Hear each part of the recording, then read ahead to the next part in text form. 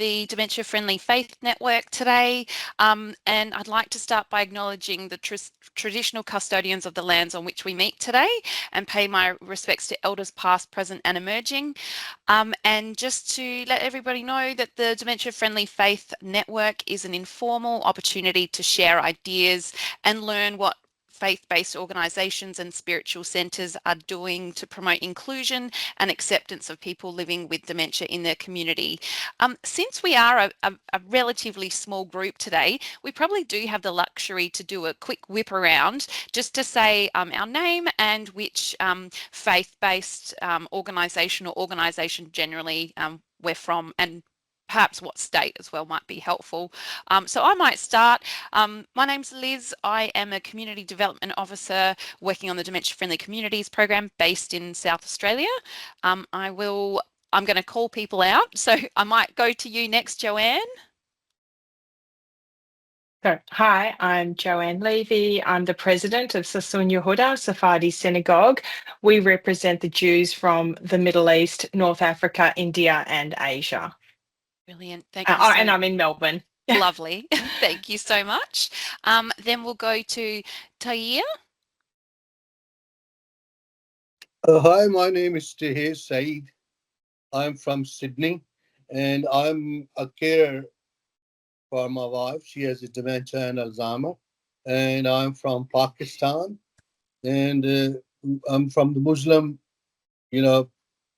faith. But I don't know, is there any Muslim organization who is participating in dementia, these faith activities or not? Because hardly I've seen anybody in different community meetings where we go to dementia, care and participants. Because still people hesitate to talk about dementia and Alzheimer. Yeah, thank you so much for joining us today. Have you met Sana Sartaway, I think is her name? She's a dementia advocate. I believe she's based in New South Wales as well. I might try and connect you both perhaps after this meeting. She has attended the group before and she is of Muslim faith as well. So cool. Yeah, lovely. I might jump to my colleagues and then I will introduce Jason, or let Jason introduce himself. So I'm going to pick on you first, Matt. Okay, hi everyone, Matt Peterson. I'm Melbourne based now, previously Adelaide based. I'm a community liaison officer, so I oversee grants rounds, the host program and some other bits and pieces like communities of practice, that sort of thing. So yeah. Thank you. And Laurel? Oh, you're on mute, Laurel. Can you lip read? Yes, I'm Laurel. I'm the Community Development Officer in Victoria. So I'm Liz in Victoria, and I don't represent any particular faith, but I'm very interested in what other people are doing in that space. Beautiful. Thanks, Laurel. And Emil. Hi everyone, I am Emil. I'm Liz's and Laurel's counterpart up here in the NT, based in Darwin. Morning all. Beautiful, thank you. And last but not least, Jason. Yeah, I'm Jason. It's my first time here with the Communities of Practice Faith. I'm based in Melbourne here and I work for the Salvation Army in a new role in community engagement here in the north of Melbourne in Brunswick.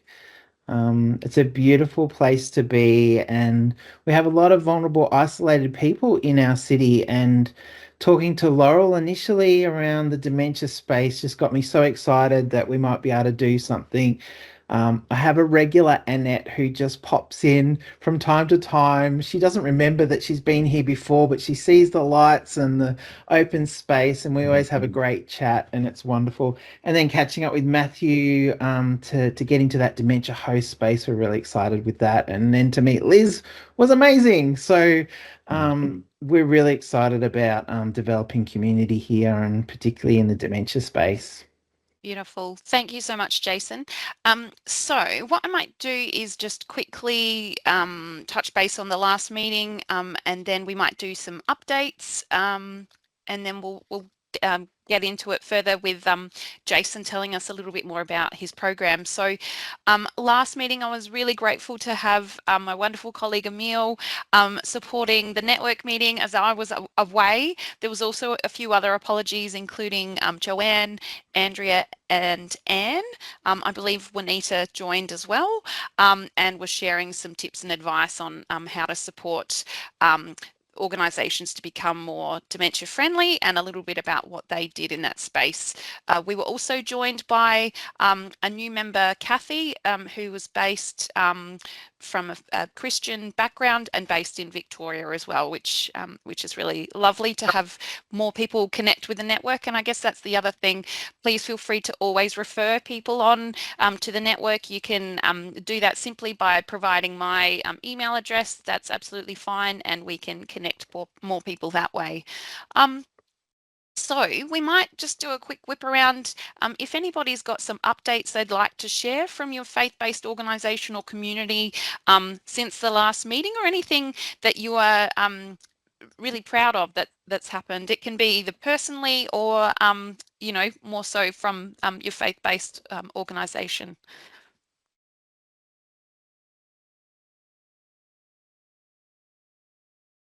Okay, I'll give an update. Good on you, Joanne.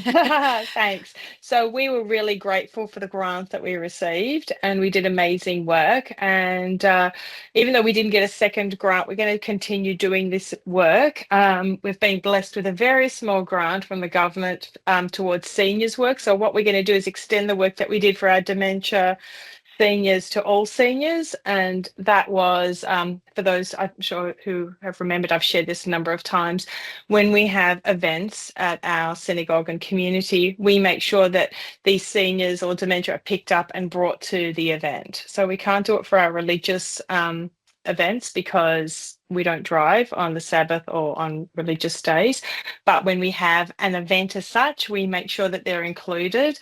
And it just brings so much joy to them to be back and involved. And if we didn't do that, they would miss out on our event. So we're trying to continue that. So we are a small synagogue. We're community based. We don't have monies. And basically our work depends, our projects work on the grants and the funding we're able to receive. So although the dementia funding has finished, we're still trying to continue to do work in that space. And as I said, we've got this small seniors grant, so we're just extending it for seniors and for those with dementia. So I was really happy about that. And I'll just keep applying for grants and hopefully we'll get something else. But I think that this was so positive to come out and allowed us to do incredible work while we had this grant. Like, it's been so good. Brilliant. So yeah. Thank you Thanks. so much, Joanne. And that's such important work, you know, increasing that accessibility for people who otherwise might not be able to connect and be part of your events. So thank you so much for sharing. Does anyone else have anything they want to share? Even my colleagues, a highlight of recent times? I'm travelling over the other side of town tomorrow to Sunshine from Mentone. So those of you who know Melbourne, I'm not looking forward to the travel, but I am looking forward to meeting staff from the city of Greenbank, where I'm presenting a couple of little sessions to them around dementia and design and our program generally. So that's what's happening with me at the moment. Brilliant. And Emil, anything you'd like to share? On my end, Liz, I'm actually starting to work with a local Roman Catholic parish up here in Darwin.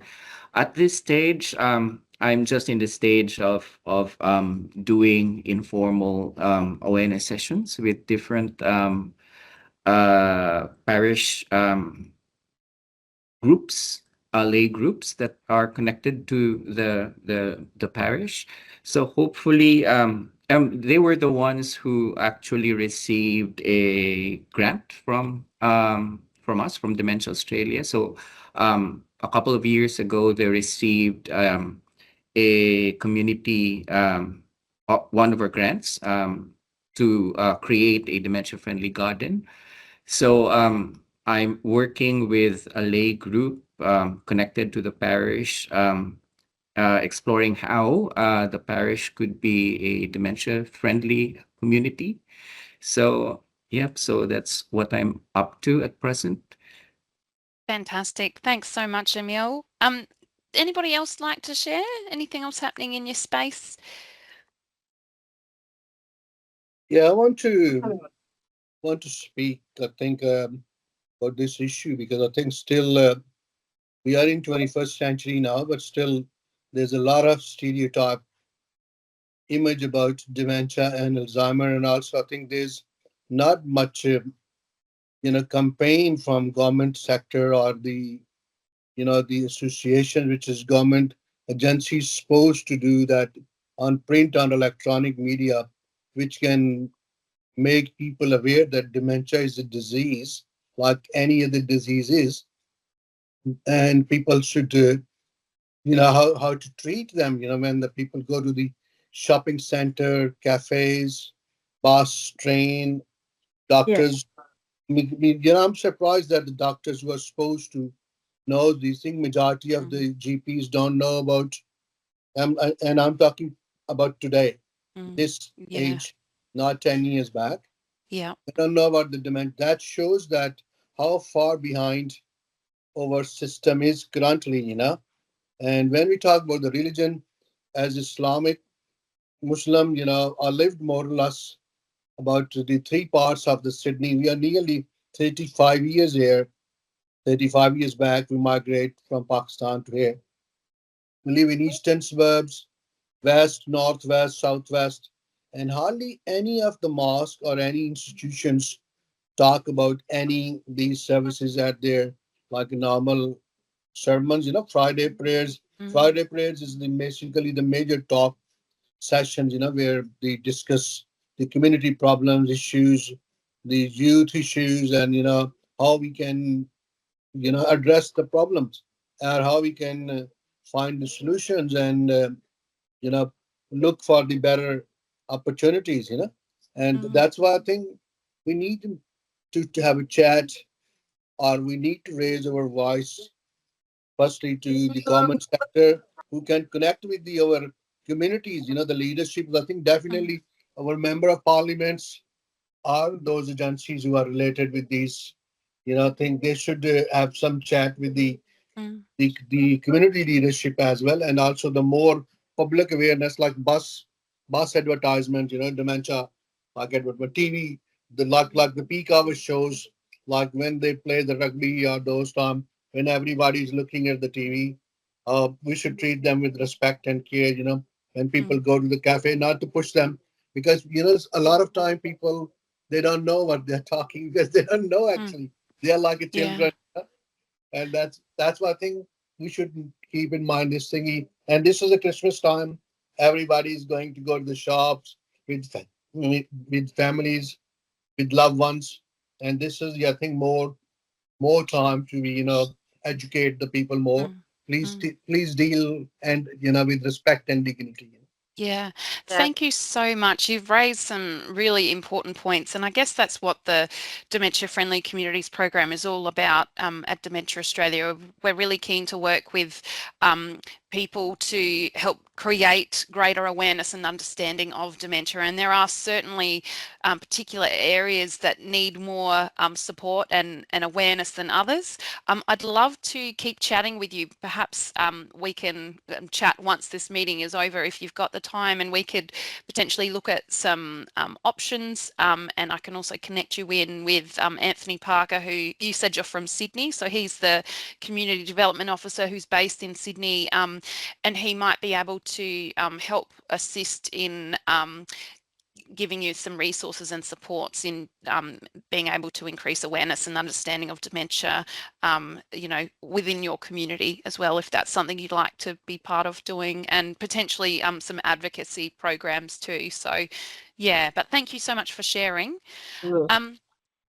What I might do now is jump to you, Jason, and if you'd like to share a little bit about your Singing by Heart program, which you've got launching soon. Yep. Yeah, well, thanks, Liz, for inviting me to present. It's my first time here, so I was a bit apprehensive, but I just want to acknowledge the traditional owners of the land that I'm dialing in from, the Wurundjeri Woi-wurrung people of the Kulin Nation, and pay respects to elders past, present, and future. I really value the multicultural and multi-faith kind of space, and I just really respect the knowledge that's in this room. So if you've got any feedback on this emerging program, please reach out, or yeah, we'll have a chat about it. So I'm working in Brunswick. I'm a new community engagement worker here, and we've just found that there's a lot of people that are lonely and isolated in our community. It's a very gentrified community but we also have a lot of long-term residents that are aging. And we've been working with the local government, the city of Marybeck, and some of the aging well team there.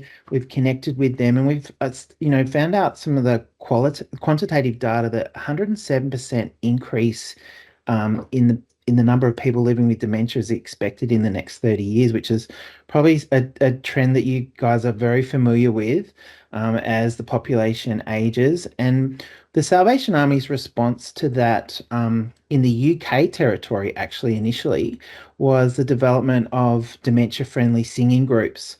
So these aren't your typical choir that would rehearse and perform. It's really about bringing people together for community and to stimulate memory. This is a Christian resource because I'm a Christian faith, but it would be something that could be quite easily adapted to other religions, other contexts as well. So it's something we can probably learn from each other around. So we've been promoting it here in Brunswick with our little flyers, dementia-friendly singing groups that we want to start hopefully early next year. Having spoken to Laurel and Matthew, we're really keen to set up our whole facility here as a dementia-friendly recognised space. So we're sort of in the process of putting together a bit of an action plan and working through some of those things that will set us up for success. The program looks a bit like this. It's a resource that I developed with lived experience from people in the UK, as well as some Australians here with cognitive impairment and those living with dementia. And it's a little bit of an evolving space because it's not a set resource, but something that we might like to further work on and adapt as we roll this out more across the country. We've got two groups that are up and running in Western Australia, in Balga, at a local Salvation Army centre. And we've also got one in the city of Perth that does this as a bit of an outreach to one of our aged care facilities. And some of the stories we've heard back from people that have participated in the program is this real strong connection between memory and music is one of those last neural connections that is one of the final things to fall over in this dementia space, as I understand it. And so using that music and those reminiscence and bringing that together in a shared experience where not only people living with dementia, but it's also the carers and the family members that participate in these groups where they also get this peer-to-peer support. So the resource that I've developed, we had a number of people sort of helping in this space. We have a faith communities team that sort of helped us not just put a whole lot of songs together randomly, but actually to take people through a bit of a journey. Like in the book, you'll see like the first song is a sacred song, and then they alternate sacred and popular. So the first song is like Morning Has Broken, which is a great way if you're running a session in the morning to start a song like that. And then you go into Que Sera, Sera, and This Little Light of Mine. So some great songs that will resonate with people from eras where they will have really strong memories. And each song has a short scripture.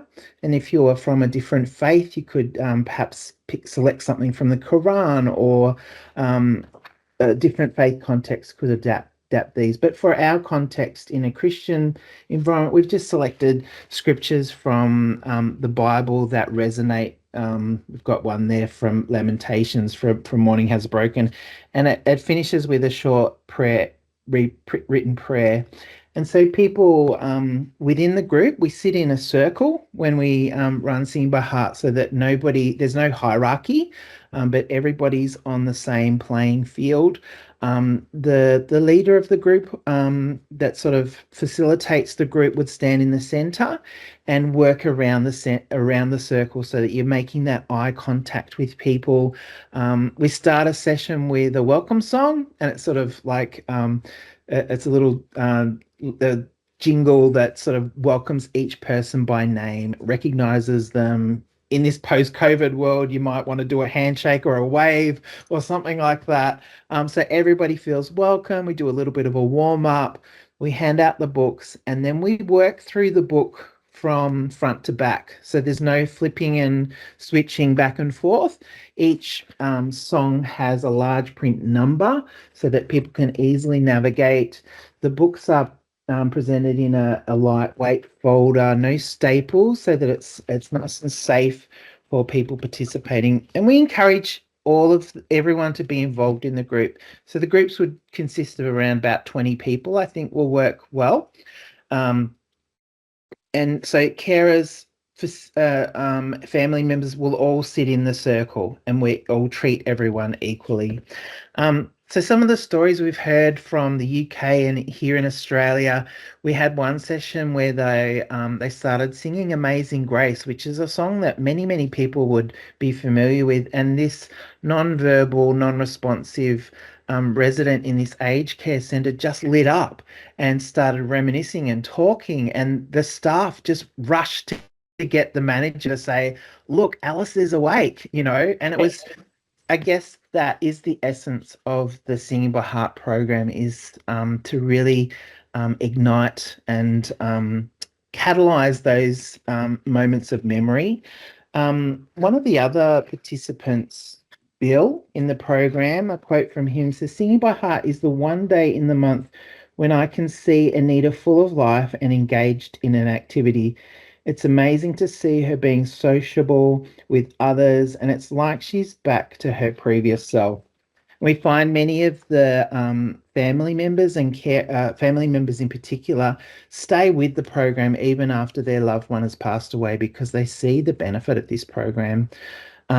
It's probably not perfect, and it's very hard to select songs that will resonate with everybody, but we've tried to look at, the popular songs around those eras, and try and select songs that will resonate with a broad group.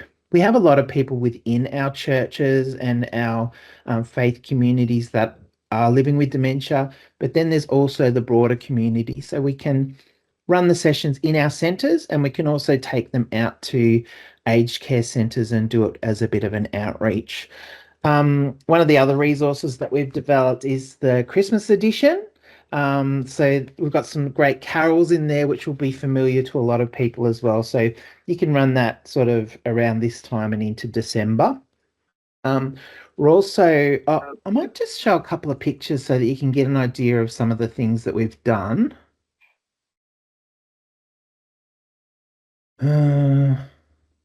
If I do that one, am I allowed to share? Absolutely. Well, you should be. Please. Let me have a look. I will make sure you've got sharing.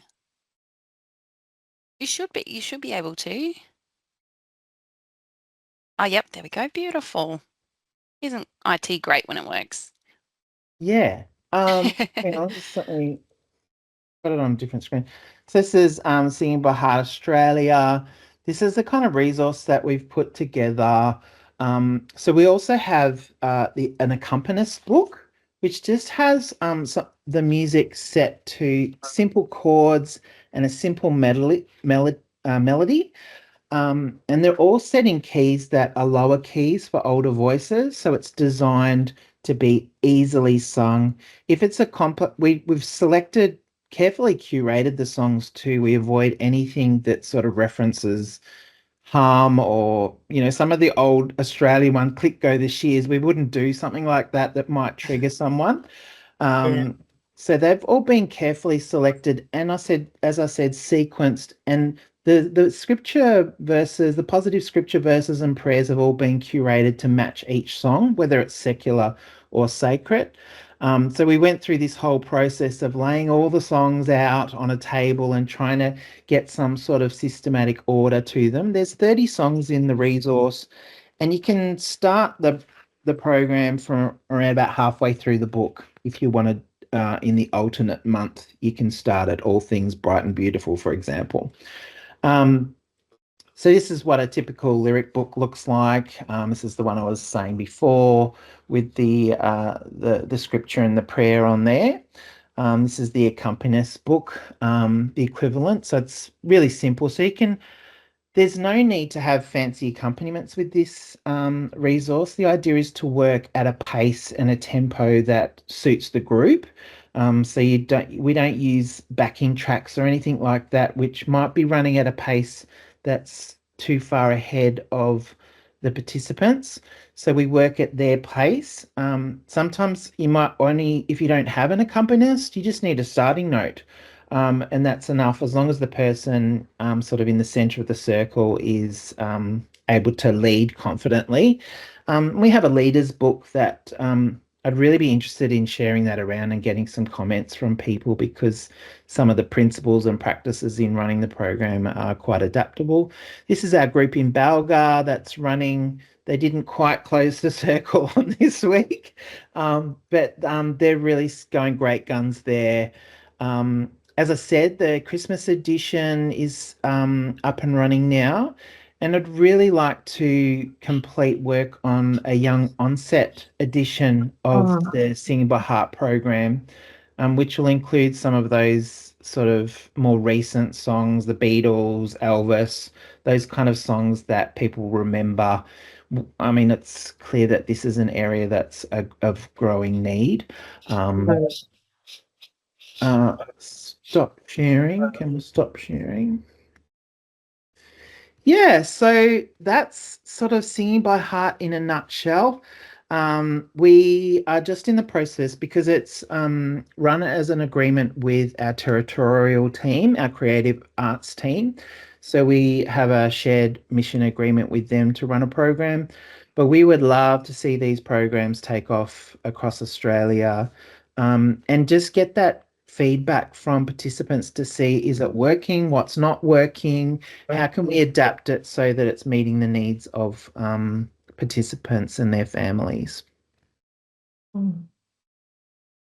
I think that's probably it in a nutshell, but thanks so much for the opportunity to share. I'd love to hear what other people think. That's just brilliant, Jason. Thank you so much for sharing, and also loved the visuals that you've shared with us. I think we can really get a nice sense of, you know, the warmth that you provide in those spaces, and it's also wonderful to see that you're adapting to different times of year, like Christmas within the Christian context, obviously, and also like you said, the growing need for younger onset dementia, and the needs of people living with younger onset dementia are different to those who would be over 65 living with dementia. Does anybody have any questions or feedback or anything they would like to share after learning more about the wonderful program? I have a couple of questions. Firstly, Jason, that is incredible. I'm really impressed with what you've done. I think it's absolutely fantastic, and I would like to do something like that. So when you were saying, did you say that you were meeting once a month? We haven't officially started here in Brunswick. Yes. One of the other previous groups. Yeah, the groups in WA, I think they're running them fortnightly. Yeah, I think so fortnightly is better, to be honest. Yeah, you can do that. We thought just what's manageable with our volunteer team at the moment, we might start with monthly, but you could run multiple groups. We're also thinking of running one in the local aged care centre as well, if they're open to that. Yeah. No, it's absolutely brilliant. The question I have is because being a synagogue and religious based, and then I really liked how you had the little bit about, you know, from the Bible. And do you actually include that with the song, or is it just there written? So like, for example, you're talking about morning has broken, and then it talked about thanking God for waking up and all the beauty around us. Do you actually include that when you do the song or not? Yeah, so it actually works as a sequence. So either the person leading the group will read the scripture. They might, if they're feeling the room's quite warm, they might say, "Would anyone in the group like to read the prayer at the bottom of the page?" We never isolate anyone and say, "Lucy, can you read the scripture?" Because Lucy might just have a panic attack.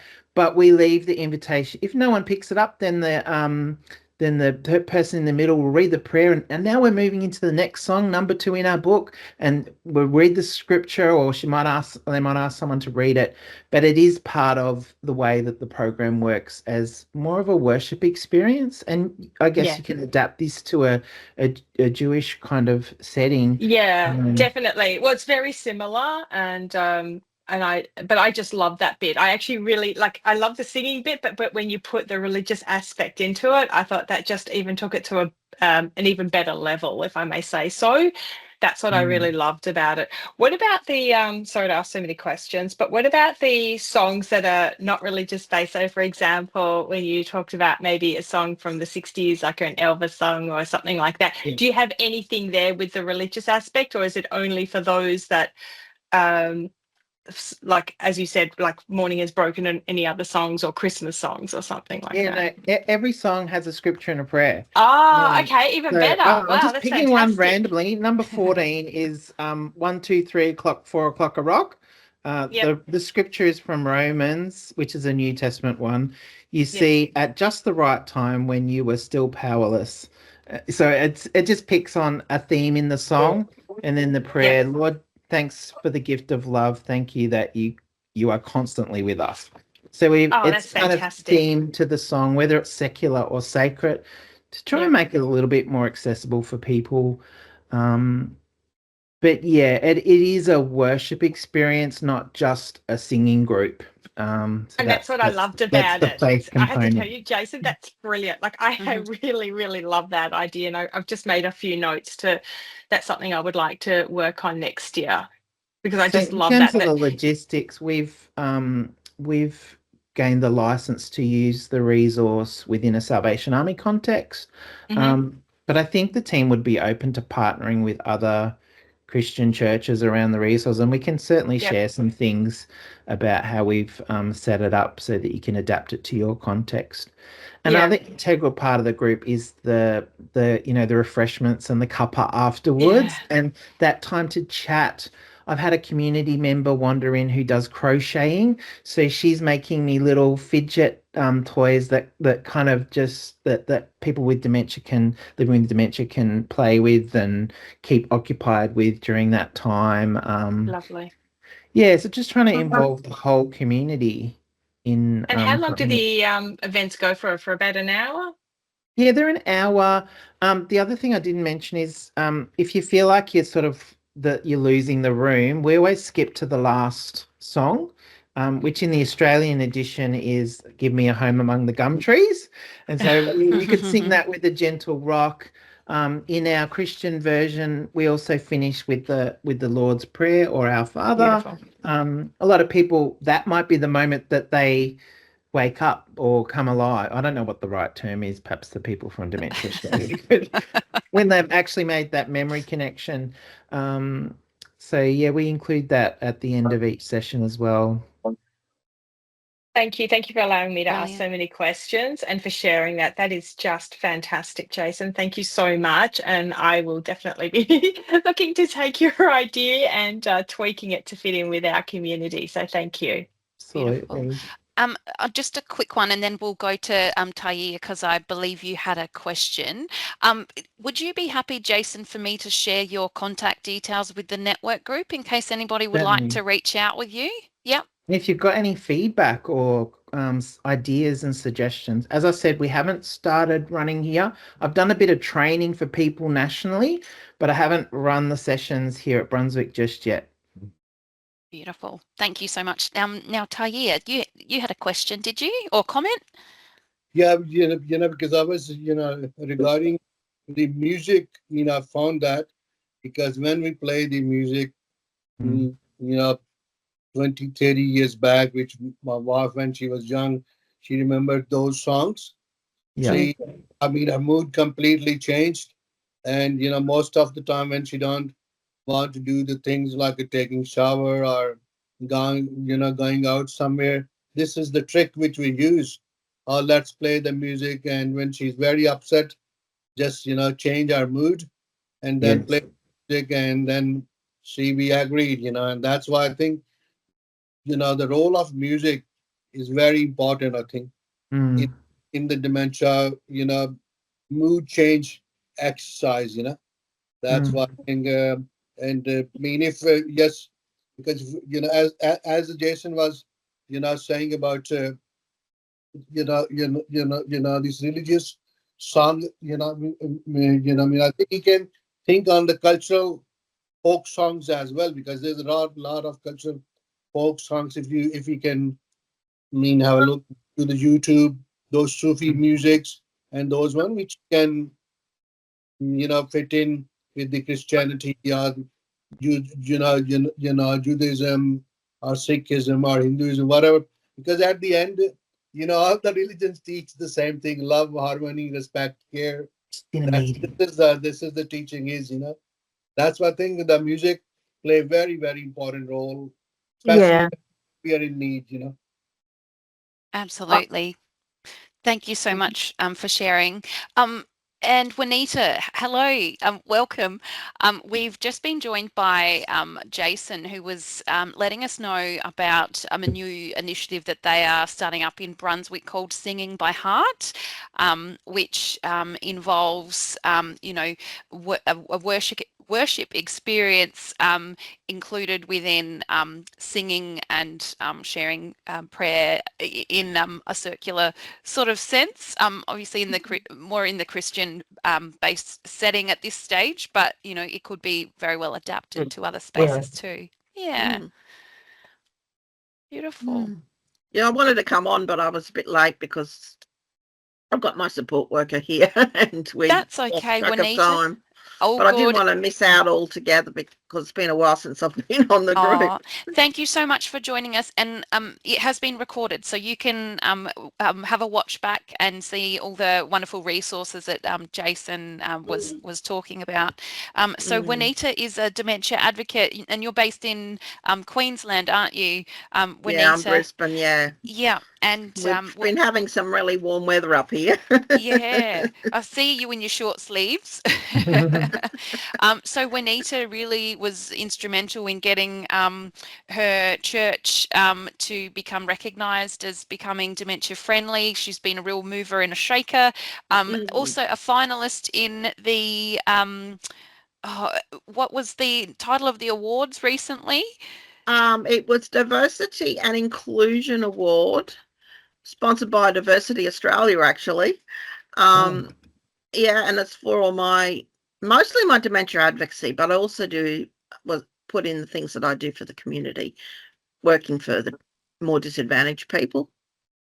Yeah. Like making soap that I donate to Homeless Connect.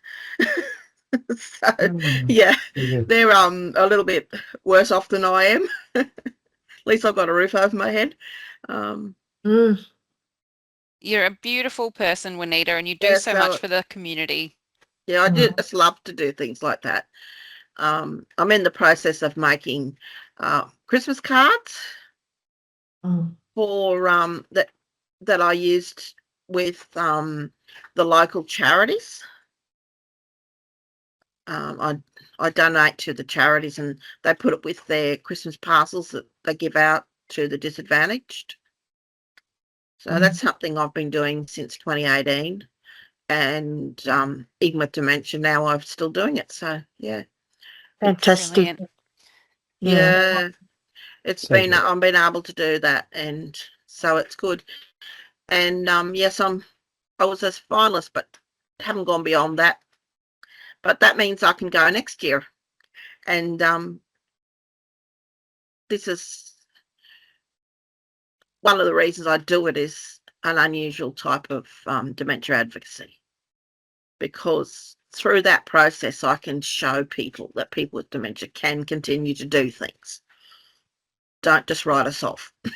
So important. Absolutely. You do so much in that space, and you're a winner in our eyes, definitely.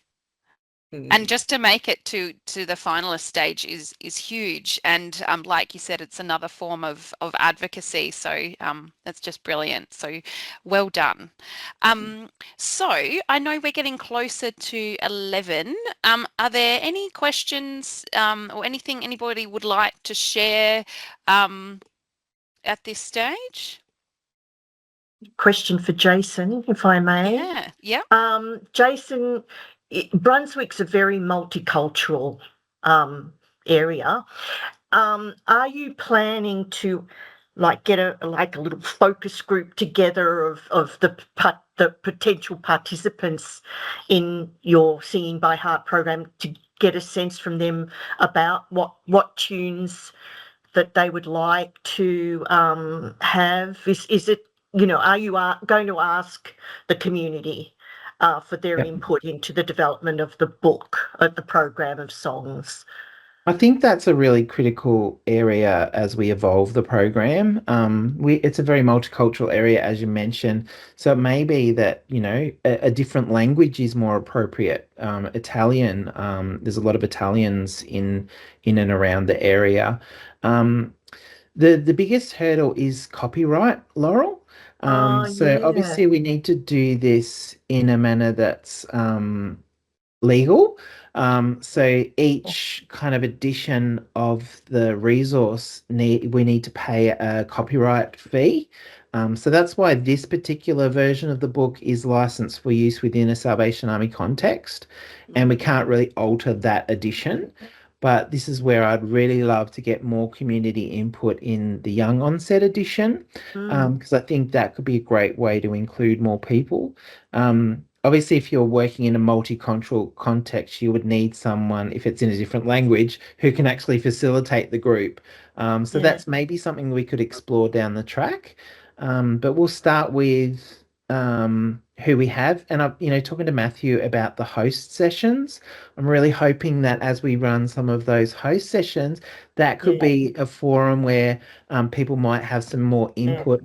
Singing by Heart, really, for me, is the excuse to bring people together. So hopefully from there, they may express other needs, like they might just want to have a reminiscence kind of cafe experience, or they might want to have a book club, or they might want to bring other talents like Juanita's expressed, card making and things like that. We want to just create a dementia-friendly space here where people can hang, where they can support each other, build community, and bring their skills and their assets to the table, because I think Juanita's hit it on the head, is that the way these communities will thrive is if it's not transactional, in that we're delivering this program, but it's actually what the community brings to build healthy community. So this listening to those voices is really critical. Yeah, well, look, with my alliance in my district where I live, we did music therapy a year back, and I was the only one with a Caucasian face. We had a lot of Vietnamese people. We had one lady of Aboriginal background. Our music therapist was Chinese from Hong Kong originally, but he's now living in Australia as an Australian citizen. So we pretty much ticked a lot of boxes, but the Caucasian was a little bit short, though. But I don't care. For a long time, I had two support workers. One came from Ethiopia and one was Vietnamese. So it was. I mean, I could imagine a cafe space, if we had people from multicultural backgrounds, we could have requests for playing songs in the background. We could use different imagery. I've seen lots of stuff on some of the stores where they have games, reminiscence games, and different items and things from eras gone by that will help to trigger memory. But something like that, where you're listening to background music, you could select a playlist, like Tahir was saying, like we could have some specific songs that a carer or a family member knows that the person living with dementia would resonate with. And you could even Mm. include that in your morning or afternoon tea, like, Exactly. flavors from the different communities, Yeah. which would, I have another resource. Yeah. I purchased this one, which is you can actually get this from agedcaremusicresources.com. And so they've got Green Book, they've got musical armchair travels, they've got other ones. Yeah, so there's lots of resources out there, and Spotify has lots of lists for different eras as well. I've seen the fantastic. 40s, the 50s, the 60s. And Yeah. another great resource is your local libraries as well. And that's certainly a space Yeah. that we're working in, especially myself and colleague Emil. We're helping to support a dementia-friendly library network. And that's libraries coming together all across the country to explore how they can become more dementia-friendly, and including the opportunity to provide dementia-friendly materials. So even library collections, and a lot of libraries these days are creating like reminiscence kits that you can actually borrow. So it might be worth exploring your local library as well as another resource. Yeah. We've got a little Some- bit of funding. Sorry, you go ahead. I was going to say, I don't know about other states, but our state archives are a good resource because they archive a lot of the old photographs. They are actually a dementia-friendly organisation, our state archives. They have made a memory lounge where they've taken their old photographs and put them in themed books. And the idea is you go through the book and it brings memories back and starts conversations. And it really does work. But that sort of resource, your state archives might have those sort of resources that you can get access to. Even if you can only get photocopies of a photograph, it would be something they may be able to do. But you explain what you want to do, and and see what they can help you with. That's a great idea. It could be like a full sensory experience happening. Even smells can be a really powerful tool to assist with reminiscence too. And I imagine, if you were singing Home Among the Gum Trees, for example, you could have like eucalyptus essential oils or something like Great that. idea. Gum leaves. Or something like, gum leaves, even more natural. When you low get into your cost. Christmas things, we three kings of Orient are. I've actually got frankincense and myrrh essential oils. I took along to the kids so they know what they're talking about. It's a great idea. I love to hear his comment around the impact on mood as well with music. Yeah. And I think that can actually be a lasting effect. I know in the disability space that some of the music therapy sessions have longevity in the actual impact even after the session's finished. So I think those sort of ancillary benefits are really helpful in this space. And I wonder whether or not that could be something that you could incorporate into like a really brief, quick evaluation of the sessions, whether or not people feel, happier or, after the session, or, how they're feeling following the session. Yeah, I think that'll be good to have that reflective practice incorporated, particularly as we think about developing other resources. We have our territorial creative arts team that can assist with that. We also have a disability and multicultural lead who's going to help us, Laurel, with our action plan, just great. to advise in that space. And we've got a number of community members living with dementia that are going to assist us with that as well. So it's a big task, right? And I just think, well, let's just start chipping away with what we can. Start small. Yeah. Yeah. Yeah. Start small. What do I Any do little with bit mine? is good. Even start small, but get working up. Every little bit's good. Just Juanita's an activist. yeah, What- I know. what I like to when we've had our discussion, Jason, is the flexibility that you're looking at in terms of where this program might go. That it might become a memory cafe as well. It could create opportunities to discuss issues of concern, but also to reminisce about, our culture and our, all sorts of things and where we are in terms of our faith. And so I like that sort of hybrid model where you're not locked in necessarily to one way of doing things, and everyone can contribute. So, all power to the Salvation Army for this. Clearly, you've got some backing there, and what I like too is you've already got a space. You need a space, and you've got a safe and inclusive space. And I think that has to be a start, doesn't it? In order to run things like this. So Yeah. Yeah. Jason, where are you exciting. based at? Oh, sorry, you go finish, Laurel. I've finished. Because I was late getting here. Where are you actually based, Jason? I'm just in the inner north of Melbourne in Brunswick, in the Right, city of okay, yeah. Marybeck. Because I'd missed that. Yeah, it's a trying to put beautiful a area. mental picture on where you're working from. Yeah. Yeah. Bit of trivia. I grew up in Brunswick. That was where my formative years were. It was very Anglo-Saxon at the time, little picket fences and hedges and poppies and petunias and all that sort of stuff. It's very multicultural now. Yeah.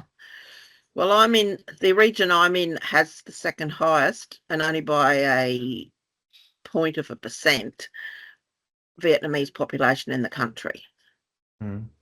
So Wow. 1 in 8 people is of Vietnamese origin. And we have many other cultures.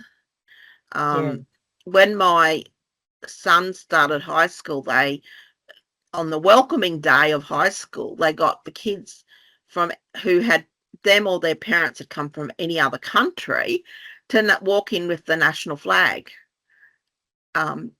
And they had something like 26 different countries represented in that 100-kid starting group. Yeah, so that's what shows you the type of community I live in. It's a fun community to live in. So much to learn from one another. That's excellent. It breaks down barriers, doesn't it? Yeah, I've got a lot of Vietnamese people that live around me at times, from time to time, and across the road, I've got a couple who speak very little English. They've probably been here, but came as adults and never did learn English well. We're getting some South African, Nigerian families coming in from vulnerable backgrounds, and even things like culturally appropriate food at your kind of refreshments time. That could be a reminiscent thing too, couldn't it? Absolutely, it could. Also, just a side note too, if you ever needed further information about dementia in different languages, if you go onto the Dementia Australia website, there's a whole range of help sheets in different languages that might be useful to explore as well. Beautiful. Well, I'm conscious of everybody's time here today and want to give you a big shout out for all taking time out of your day to join us. Special thank you to Jason for letting me throw you in the deep end, your first meeting, and I'm like, okay, you can just share everything that you're doing. You did fantastically, and I think you've sparked a lot of passion amongst the group, and I know others who were unable to make it today will really appreciate the opportunity to rewatch the meeting and learn more about the Singing by Heart program. Before we go, I just thought it's probably worth touching base about the next meeting, which will be next year now. And I've had feedback that our lovely friends in Western Australia would appreciate if we made the time a little bit later, because I think at the moment it's 7:30 if they were to join, which is probably a little bit early for anybody. So how do we feel about later, like the last week in January? Does that and we'll keep it on a Wednesday, if Wednesday suits people. Is that the 28th of January? Yeah, 28th of Jan. Are people kind of back from breaks and things like that? So if we look at the 28th of January, and I think if we look at... Conscious that that's the Yeah. Australia Day long weekend too. Oh, is it? Oh, good Okay. point. Yeah. There'll be That is people a good away. point. Also the last week of school holidays. Okay, that is a really good point. Maybe we look the week after that, so the 4th of February. Probably better anyway. Yeah. You might get more people, yeah. Yeah, exactly. And then if we make it, so it would be, if we look at 12:30 South Australian time, so I think for those in Vic and New South Wales, that would make it 1 o'clock, if I'm not incorrect, because you guys are half an hour ahead, I think. Yeah. You're looking you're looking concerned, Laurel. I'm a bit challenged.